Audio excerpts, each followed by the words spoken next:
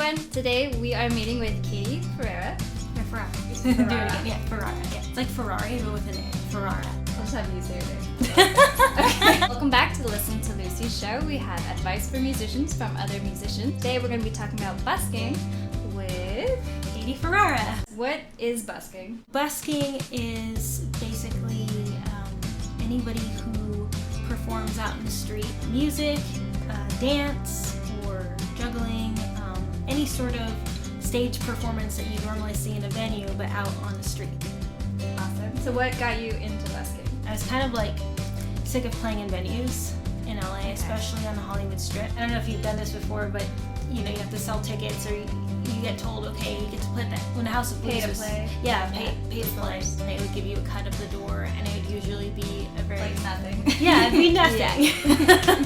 I had to bring this big draw, and I could do it every once in a while, but I couldn't do it on a regular basis. I really just wanted to make money. I mean, I'm a musician. Like, it was weird calling myself a musician when, like, I wasn't, like, getting paid for any of these performances. I felt like I just wanted to meet people, you know, in LA. Like, everything is so spread out, and I felt, like, kind of lonely because I was trying to just make friends with people, and I wasn't really getting that in the places that I was playing. I was playing to a lot of drunk people. It wasn't the right scene for the type of music that I make. I'm a folk pop artist, and you're a folk pop artist. You know, your audience is gonna be like, you know, maybe like families or like kids or young people or people who aren't necessarily into like loud partying and drinking. Yeah. I went out to Santa Monica Promenade. That's where I first started busking. I had made $100. Wow. And this was within an hour of playing, and I just thought, oh my god, like, okay, I have to keep doing this. Yeah, that's a good sign. Because I never made $100 at a gig playing in a venue. It was great. I know there's a right and wrong way because I've busked before, and some days you talk to everyone and they all give you money and they're so encouraging and give you like these big speeches about how great you are and how you should keep going, and then some days no one says anything, you make nothing. Yeah, it depends on what your goal is. Because if your goal, when you go out, if your goal is just to practice and you want to become a better performer, you might not need all of these extra things that I'm telling you about right now. You might just need to bring your instrument and just play for 3 hours and commit to that every day and just get good at being in front of people and playing, and that's perfectly fine. If you want to make money, if you want to build a following, if you want to travel, all the things I'm going to tell you right now are very helpful tips and tricks. The first thing I'm going to say is you need a sign. You need a sign.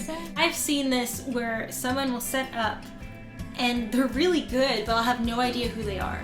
Sign with what?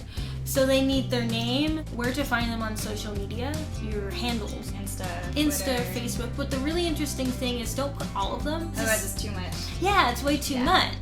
So this is my sign. It's got my social media photo and where to find me online. I've even got a free link to my music. It's a QR code. So giving away something for free is always good. Another thing you want to put on your sign would be a place where people can tip you. People can tip you in person, but people can also tip you online. A lot of people don't know about that. Yeah, I saw another busker doing this on Santa Monica Promenade. She had put a Venmo link on her sign. So smart. And that's so smart because some people, they might not have money on the spot to buy a CD. They might not, have time to even stop. So if they take a picture of you and you have your little link, they can like even send you a message in the Venmo link. So there's many different links you can use. So what should you bring with you when you go to busk? Bring your instrument, of course. What? I guess the most important thing is your sound system. You want to bring something portable. The type of system you bring really just depends on your setup as an artist and where you're playing. In the Santa Monica Promenade, for example, you can't be louder than 90 decibels. How do you know how loud you are? You can download an app on your phone. Ah, that's cool. This is called the Decibel 10th Reader. You can just play a little bit on your guitar. You put it near your amp. Once you figure out a good volume, always make note of it. So mark it with a pen on your amp. I use the Mackie Free Play. I like this because it's really portable and it's really lightweight. The Roland EX, and I know you were mentioning. That's what I play. Yeah, you have that one. I think you have the small one. I don't have the little cube. I have like the next, like the mid-level. Like there's this one, as you can tell by my description. It's the street amp. Yeah, the Roland Street Cube. So that's all the stuff to bring. A sign, your instrument, battery-powered amp, mic stand. So also bring a trash can. You really need to make sure you have a tip jar, because what's the point of playing outside if nobody can tip you? I started out playing with an open guitar case, and then it was windy and all my money flew away. Oh, I use a cookie jar. That's really cute. It's a teddy bear. Don't forget your merch if you want to sell, like, Oh yeah, like CDs. CD. This is my CD. It's so cute. Yeah. I love the balloons. That was what to bring. How about where to go? How do you decide where to go perform? Just think, like, well, where would my music be valued? And that's Where kind people of need it. Yeah. Do you ever go to Trader Joe's? Love Trader Joe's. So outside Trader Joe's, I don't know if you've noticed.